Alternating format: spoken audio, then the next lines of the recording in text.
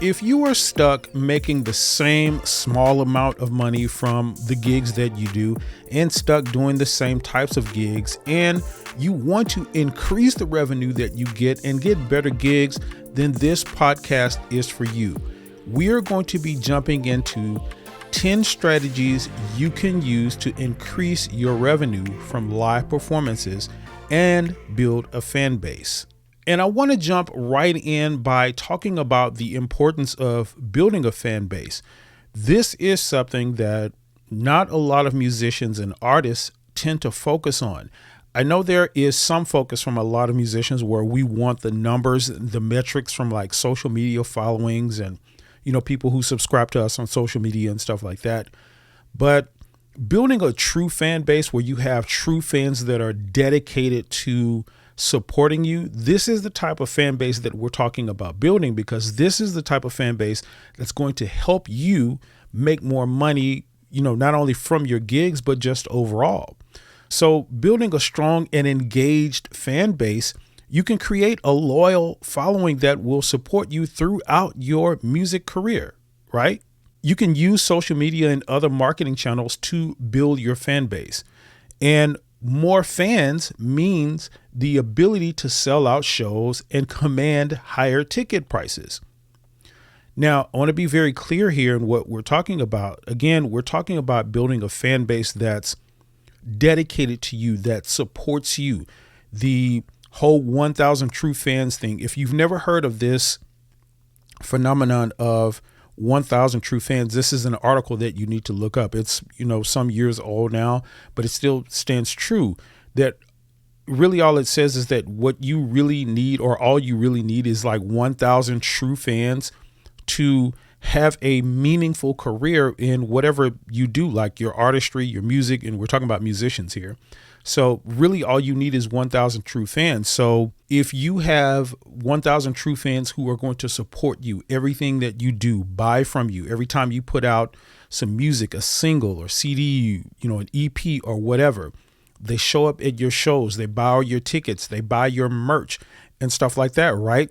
This is what it means to have 1,000 true fans. So just think about it. If you put out a CD next week and you charge $10 from that CD or for that CD, and you have 1,000 people who are going to buy that from you, well, you do the math. You just made $10,000, right? And let's just say you do that twice a year. You release 2 CDs a year. Well, you've made $20,000 a year. That's not including the gigs you do. That's not including the other type of merch you sell, any type of memberships and stuff like that, anything that you have. And this is the ability. This is what the sort of ability to have a fan base, this is what it will do for you. It can really be the one thing that will set you apart from, a lot of other musicians and what they're doing, right? This is the thing that all of us musicians need to be focusing on, building a strong fan base of those true fans and building a community around that fan base, right? That's an important thing to know. We want to be building a community. Again, a lot of us are focused on the metrics. We want the numbers. We want, 50,000, 100,000, million followers, a million subscribers and all of that. But none of that means nothing if they're not supporting you. It's just numbers. You have something that's like not meaningful to anybody. But let's just say you have half of that or a quarter of that. You have 10,000 followers that really, really, really support you. That could mean the difference between you going full time as an artist and you basically being like a struggling artist. Right? Having that strong fan base. So this is the first thing you want to focus on to increase your revenue from your live performances and just your music career overall, building a strong fan base. And the next strategy for increasing your income is to diversify your revenue streams. And this is extremely important. This is something that I talk about all the time. You don't want to solely rely on the gigs you do on the weekends, like these $100 gigs, even $150, $200 gigs. They're cool, but they're not going to get you to that point to where you can support yourself with, what it is that you do with your music. It's just not going to get you there. This is something I talk about all of the time. If you do the math, let's just say you gig Friday and Saturday every single night for a whole year, or every single weekend for an entire year. Well, at the end of that year, if you're only doing like $100 gigs, you've only made about $10,400. And think about that. That's not, you got to subtract the amount of like the time, the gas that you use going back and forth from the to and from the gigs, to and from rehearsals for that gig. Subtract the food that you bought, before and after the gigs, the drink you may have bought while you were at the gig. Subtract all of that, and you're probably at a fraction of that $10,400 at the end of the year. And, in today's economy, that's even less than minimum wage. So, that's nothing you can live off, versus if you do what we're talking about here and diversify your revenue streams. And this basically means that you have different areas of revenue coming in from different places, right? So what you want to do is consider selling merchandise, offering VIP packages. That's something that's really lucrative, and partnering with sponsors or brands for additional revenue, right? You can partner with brands that align, with your values and, as an artist, as a musician, right? And this can include sponsored content, endorsements, and collaborations that help promote both your music and your brand. This is something that is extremely important. Like these revenue streams, you got to think about how businesses work. It's not like the average thing. If you want to make more money, you want to go to that next level, you got to become business minded. This is not like, hey, I just talked to the club owner and we talked about he's going to pay me $150 to come play a couple of hours at the club. And like, it's levels way above that you got to get to in your thinking. That's going to, separate you from the average musician, and that's going to allow you to make more money, right? So what you want to be doing is focusing on these things like selling merchandise. That's another revenue stream. If you got something to sell, you got t-shirts, you've established a brand, with a logo or something like that on it, you can sell that merch, sweatshirts, caps, all of that kind of merch, along with your music, your CDs, your singles, your EPs, all of that kind of stuff. That's another revenue stream, right? Then you got a revenue stream where you can come in where you're collaborating with partners and brands that you guys do partnerships and joint ventures with, where they support you, they give you money for something in return, probably your time, or to help promote some of their products and stuff like that, right? From that, you get the brand recognition and all of that. So this is one of the most important things that you can do when it comes to upping your income. You got to have that money, that income coming in from multiple places. It can't just be the weekend gigs. It can't be just the gig here and there. Not if you want to, make more money and go to that next level. You got to be diversifying your revenue streams. And the third strategy is you want to be focusing on quality. And what do we mean by focus on quality? Well, you want to invest in quality sound equipment and work with experienced sound engineers to ensure your show sounds great. That's what we're talking about quality. The equipment that you use, not only the sound equipment, the actual music equipment that you use, right? You want to focus on quality stuff. High quality performances can help you build a strong reputation, attract new fans, and keep existing fans coming back for more, right? By focusing on quality, you can deliver a memorable and high quality performance that will keep your fans coming back for more. This is extremely important to note, that your fans are going to become your fans because of what you bring to them. And you want to be bringing them a quality product. You want to think of what you do with your music, your artistry, your band, when you're performing and stuff like that. You want to think of it as a product.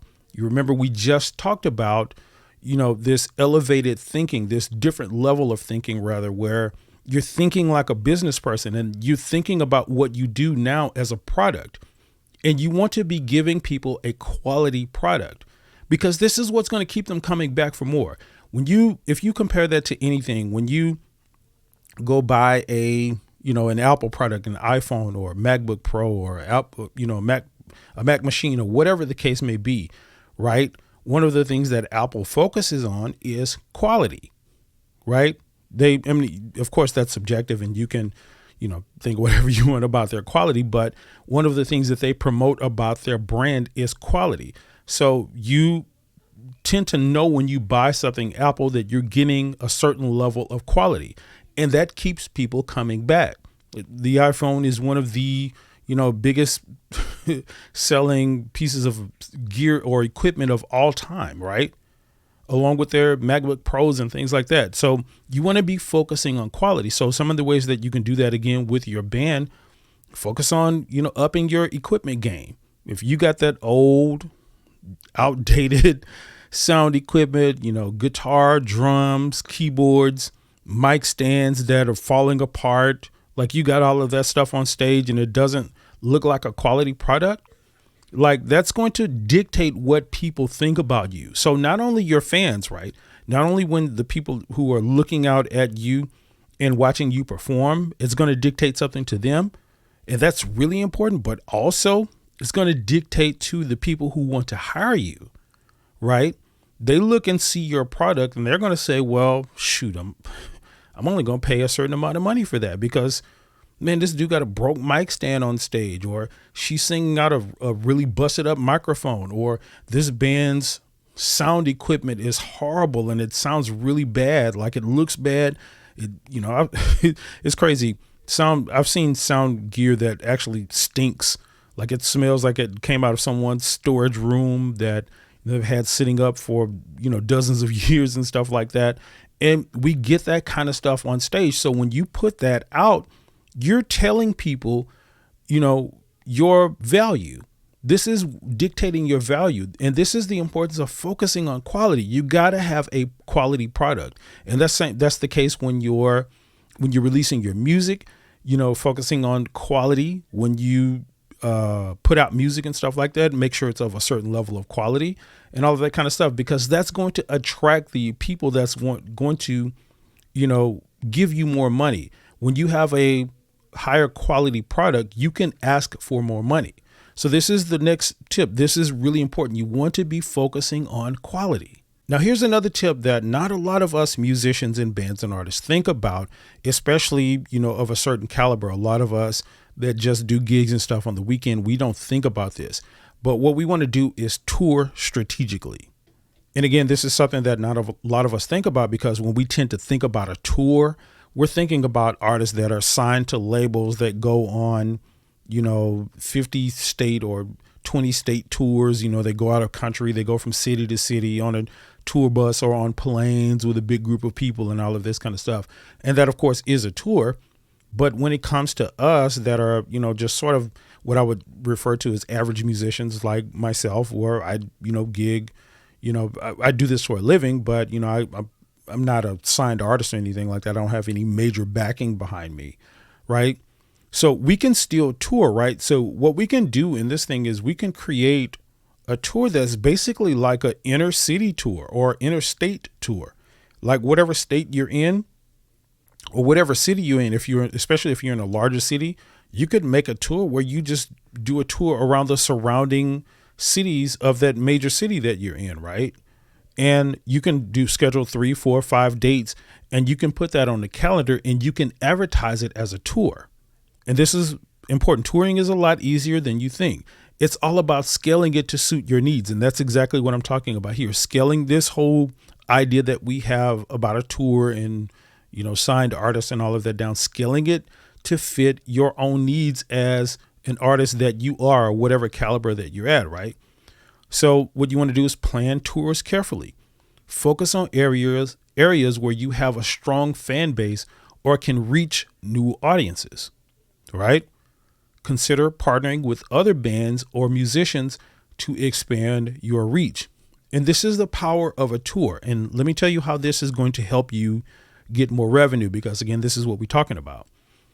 So one, again, you're going to different places. So that gives you the opportunity to meet new people, get new people on your fan team, right? Because this is what you want to be doing. And sort of a side note to that is this is something I tell musicians all the time. When you do a gig, whenever you do a gig, anywhere, anytime, you need to be making contacts and you need to be building fans, like, period. Whatever that takes, you need to go talk to people. You need to exchange information, put them on your email list and all of this kind of stuff. You need to be doing that at every gig. and this kind of tour thing included. So if you do like this, just a small tour, let's just say it's 5 different areas where you're doing for a month or 2. You got a couple of months, couple of dates here, couple of dates there. You got a tour, and you can advertise it as a tour. And what this will do is it'll give what you do a little bit of credibility. People will see that, and they're like, this is how you can use this whole tour thing that we're talking about, the major artist tour thing, to your benefit, because it's also true that other people see tours that way. So when you say, hey, I'm going on tour, me and my band are touring, you put out this schedule of these dates that we're going to do. We're going to do an inner city tour, or, give your tour a name or something like that. And, you're going to do these 5 dates. That gives credibility to what you do, because they automatically associate that with signed bigger audiences or artists, right? You see how that works? So you want to be kind of piggybacking off of that sort of idea that people have in their minds, that artists or the larger artists are the ones that tour. So again, this is going to give you credibility, and the more credibility you have, the higher prices that you can charge. That's how that's going to help you bring in revenue. Also, again, when you go to the newer cities, you're building fan base, you're expanding your reach. You're doing something like, you can do something like with your tour, you can partner with another band, some other musicians, you all can do it together. And then that collaboration together can help you bring in more fans, and you can collaborate. If the people you're collaborating with are partnering with the band and they have fans and you have fans, of course, you can mix fans in that, thereby growing each other's fan base. And of course, again, we talked about a fan base, and the bigger the fan base you have, the more money you can charge, and the more you have an opportunity for this fan base to support you, right? So you see how this touring strategically thing can help. This is something that you want to think about doing. And again, you have to just think about it in this way where you're scaling it to fit your needs. You got to let go of that idea of that, tour. Big artists do that. Like, I'll just gig on the weekends. You got to let go of that idea, and you got to tour strategically. Are you a musician, artist, or band looking to make some serious passive income and build a huge fan base? Then you should absolutely start a YouTube channel today. And that's because right now, YouTube is the biggest opportunity for bands and musicians to make money and build a huge following around their craft. And this is the reason that the premier YouTube QuickStart course for musicians was created. This course is designed to get you up and running on YouTube very quickly and easily. And the best part is it's completely free, and you can get instant access to it at the link in the description of this video. And another strategy is, what you want to do is offer unique experiences, right? So consider offering exclusive experiences such as meet and greets or private performances, to fans who are willing to pay a premium for these types of experiences. By creating, unique and memorable experiences for your fans, you can set yourself apart from other artists and musicians and bands and create a deeper connection with your audience. You can offer small, intimate performances in a unique setting, or in unique settings overall, such as like living rooms or rooftops, or, something like that whole tiny desk concert thing kind of comes to mind, that you can offer those kind of, unique experiences. These intimate settings can create a more personal and memorable experience for your fans, right? And this is one of these things where you're doing to sort of cultivate your fan base. So you're growing your fan base. This is an important point. You want to, take note of what I'm saying here. It's not about, you remember I talked about at the beginning about, it's not about the numbers and it's not about the metrics. What it is about is the relationship that you have with your audience and your fans. And, it's just like any other relationship. You got to be consistently cultivating it and building it and growing it. And this is one of these types of things that can help cultivate that fan base while also bringing in new fans and new audiences, right? So you offer these unique sort of exclusive experiences where you do just a meet and greet for your top 50, your top 100 fans.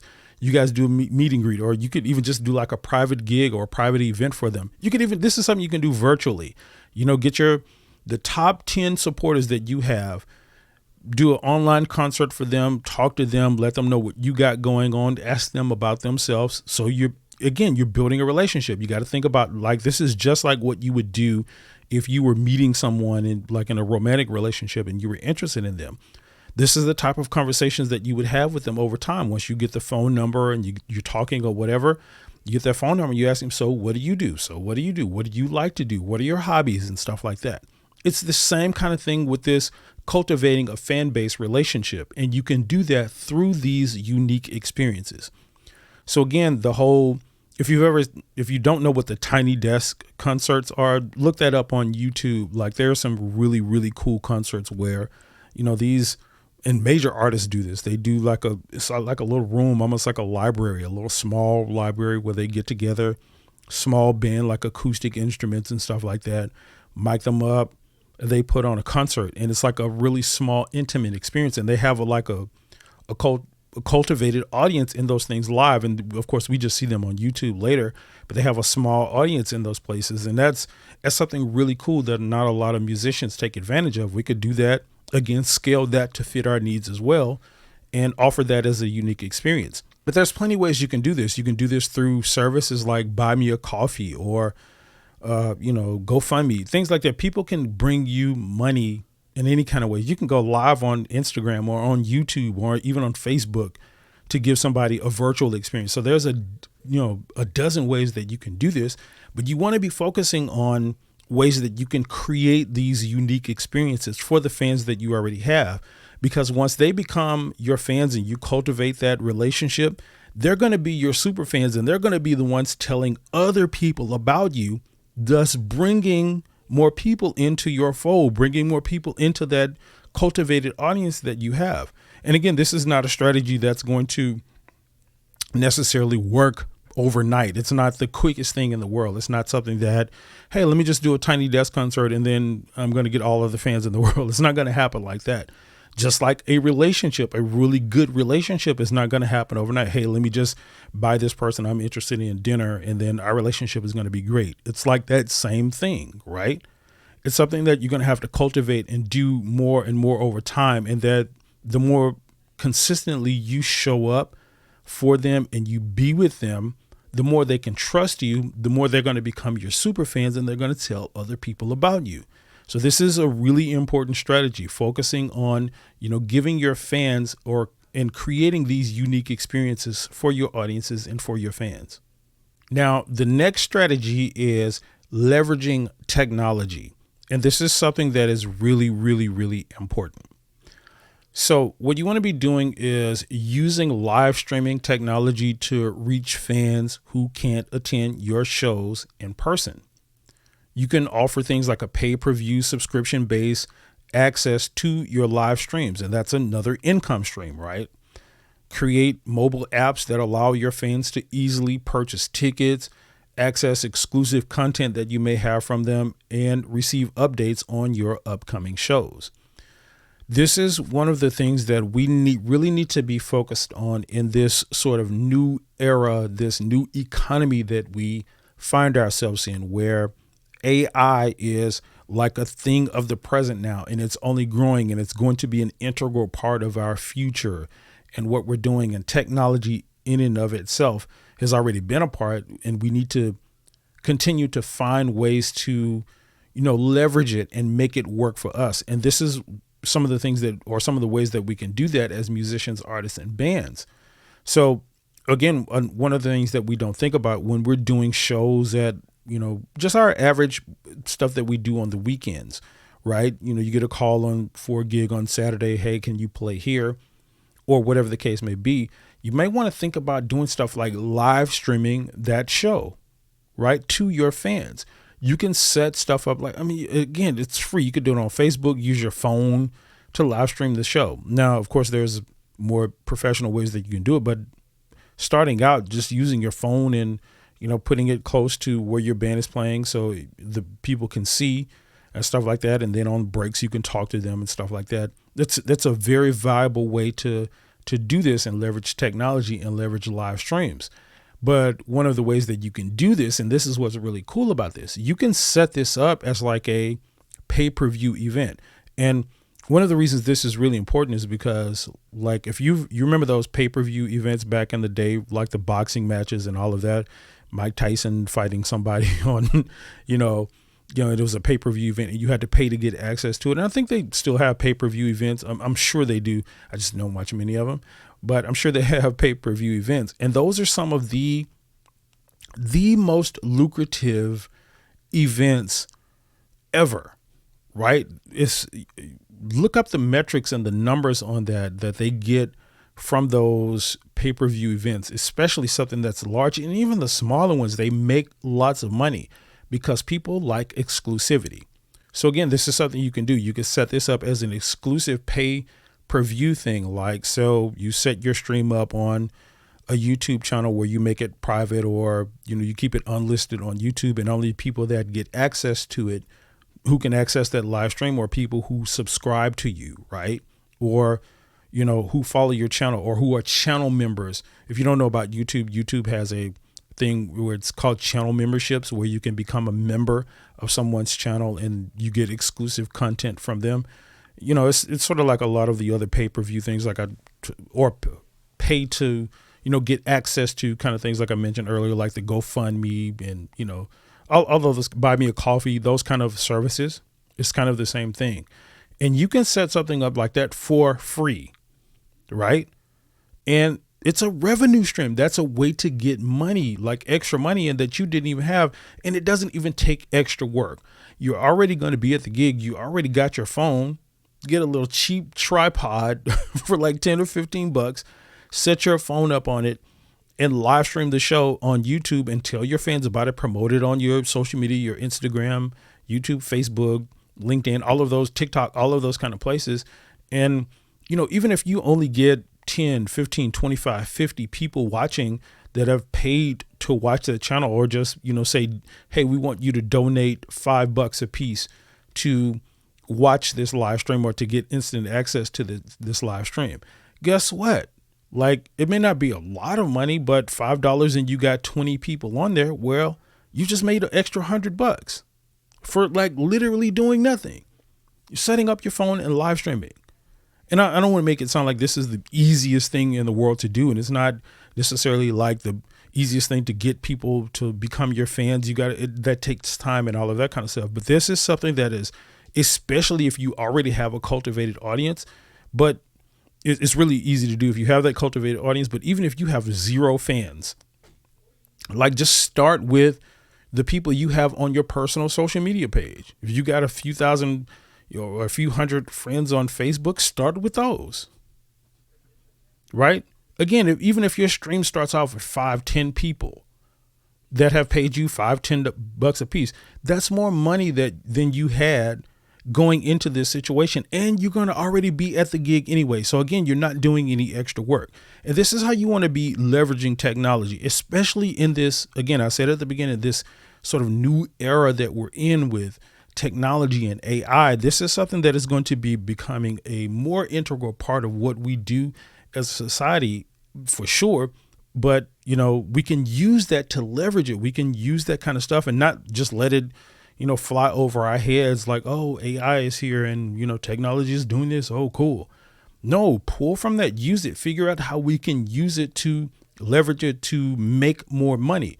And this is one of the ways that you can do it. So you want to be thinking about how you can leverage technology, because this is going to bring in yet another income, another revenue stream for you. And then you want to focus on maximizing your merch sales. And maximizing your merch sales can be a really significant source of revenue for you as a musician. And by optimizing your merch offerings and sales strategies, you can increase your overall earnings, right? Create online stores where fans can purchase your merchandise year round. Offer a variety of items, t-shirts, posters, vinyl records, even that is kind of coming back now, to appeal to different types of fans. I don't know why, even to this day, this is a revenue stream. This is nothing new. This is, the technology thing we just talked about. That's a new sort of way that we can use or get, an extra revenue in. But this whole merchandise thing, this is something people have been doing. Artists and musicians and bands have been doing for ages. Yet still not a lot of musicians and bands do this.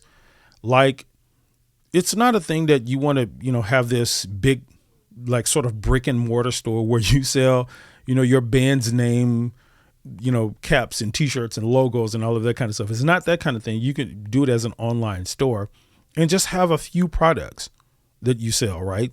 You're not trying to go out and buy a whole store full of stuff. It could be one t-shirt and a sweater and a cap, or your CDs, or, turning one of your CDs into a vinyl records where people collect those like vinyl records. Again, that's something that's gaining some new popularity in, today's marketing and today's industry, right?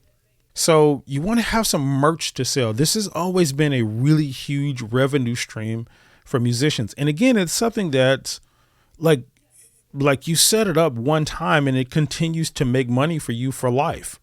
You sell your t-shirts. Let's just say you have one t-shirt, your band name and your band logo on it, and your fans buy it, right?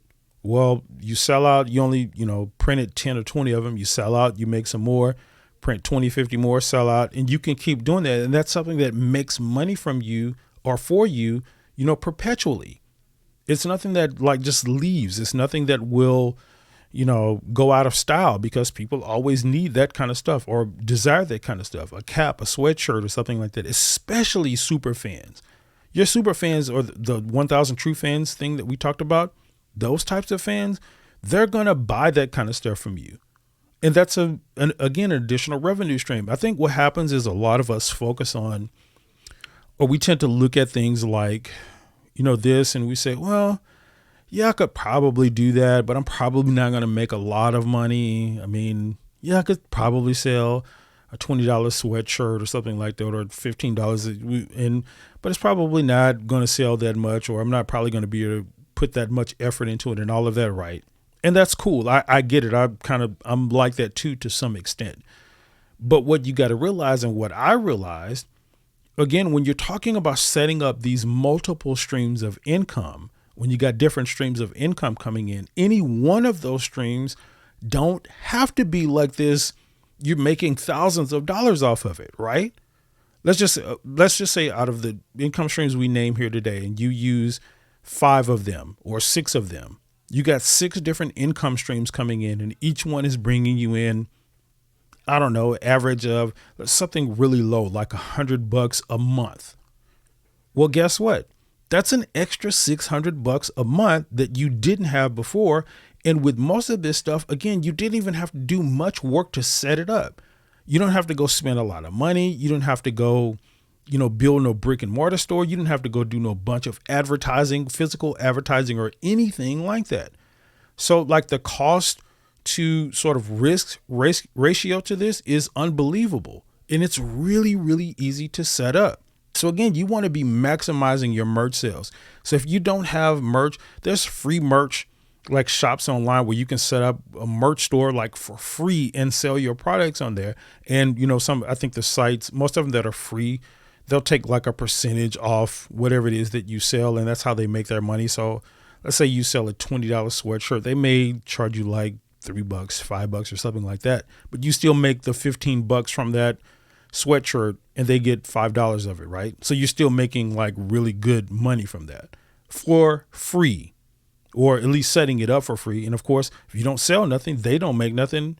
So you're not coming out of pocket for anything. So it's very, very, very low risk. And that's what I'm trying to say to you. So with these type of income streams, with maximizing your merch sales, get that stuff set up. And it doesn't have to bring in hundreds of thousands of bucks. Don't think of it like that. Just think about it as an additional revenue stream. Again, we talked about at the beginning, this sort of business product mindset, right? Going into this as a product, as a business. Apple has different offerings that they offer. You walk into Apple store, it's not just the iPhone. It's iPhone, it's iPad, MacBooks, MacBook Air, MacBook Pro, iPad Air, iPod Pro, or I'm saying iPad, iPad Pro. The iPod is old. So the iPad and the iPad Pro, You got all of these auxiliary cables, you got monitors, you got computers and all of this, right? And of course, we're comparing that to a huge brand, but they have multiple offerings. And this is what we need to be doing as musicians, have these multiple offerings. And this merch sale is one of those offerings. So you need to focus on maximizing those merch sales as much as possible. And another thing you want to be doing is creating buzz around your shows.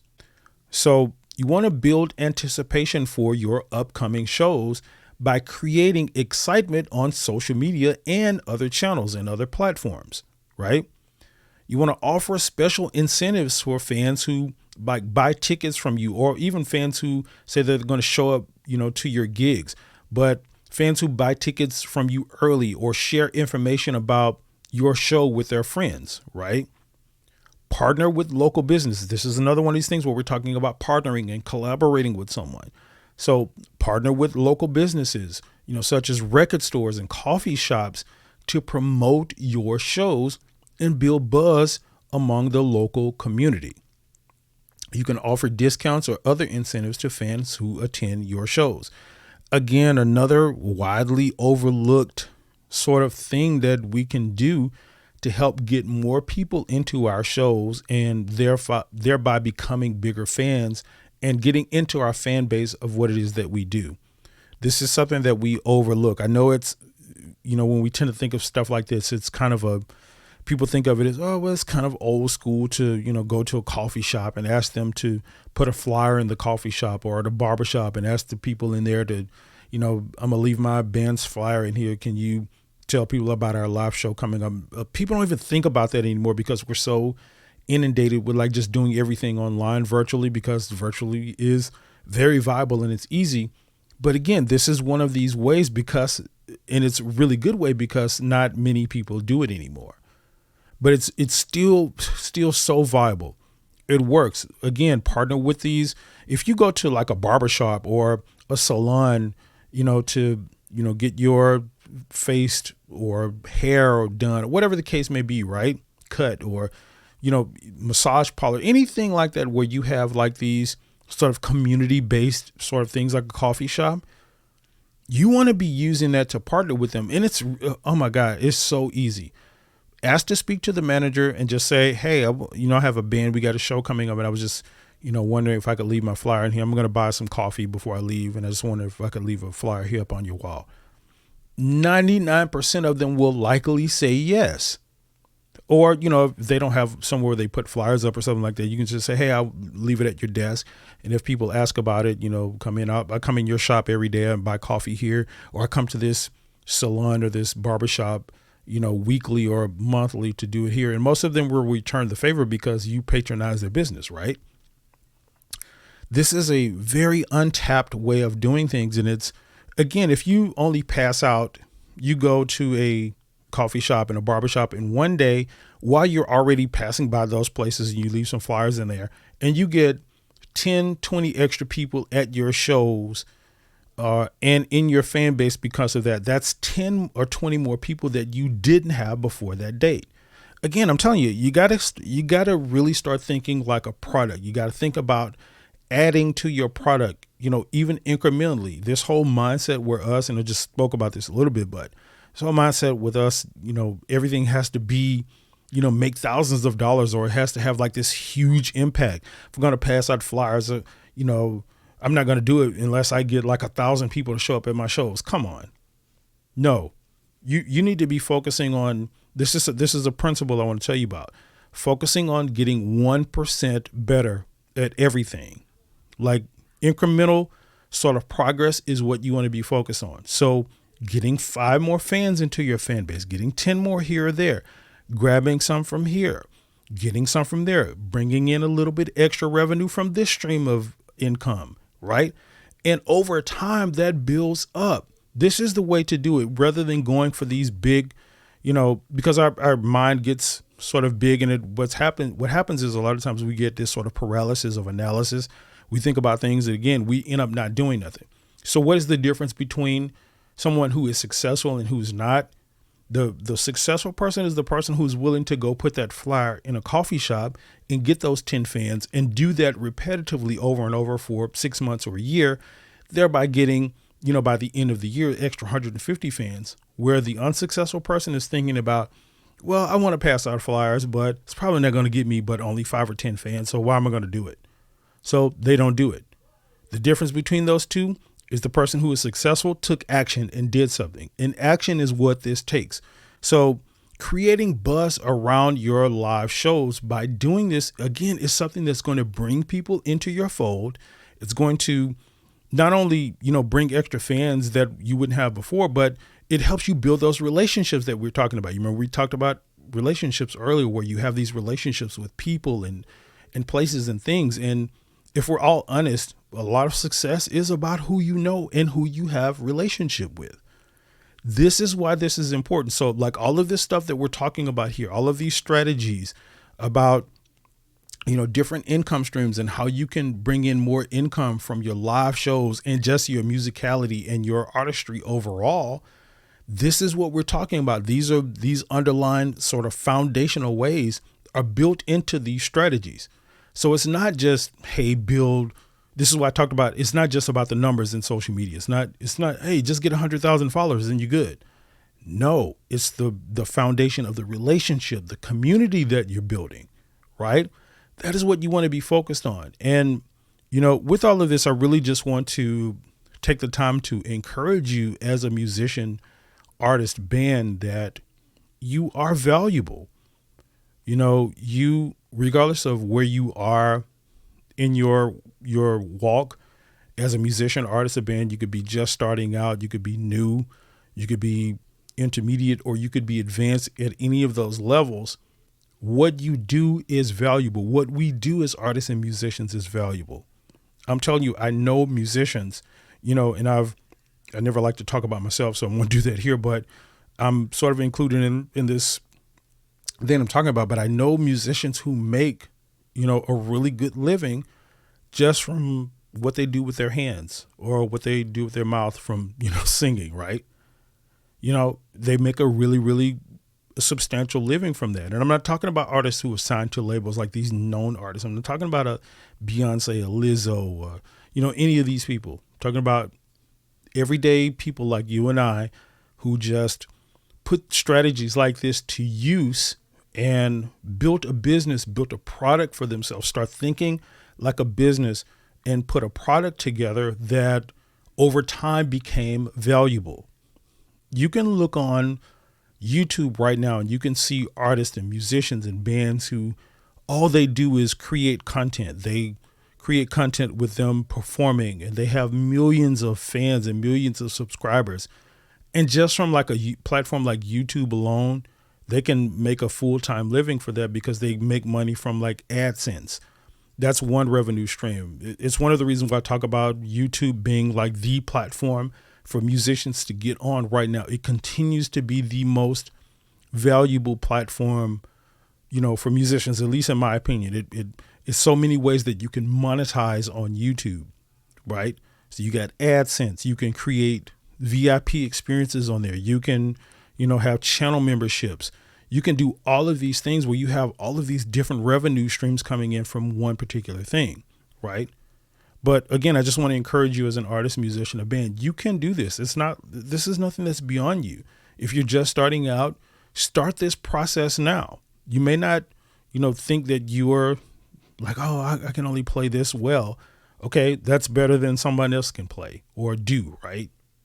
So start this process now. If you're advanced and you haven't done this yet, get in on these strategies, start building this stuff, because over time, this is what's going to separate you from the unsuccessful people, the musicians who are the struggling musicians and still just working for, $25, $50 here on the weekend. And not, again, that's what they choose to do. I'm not saying anything is wrong with that, per se or necessarily.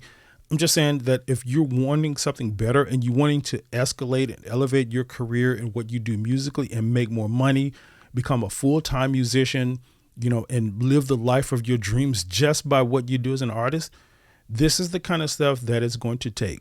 So take these strategies, implement them, and Happy music making, and I look forward to seeing your music career bloom.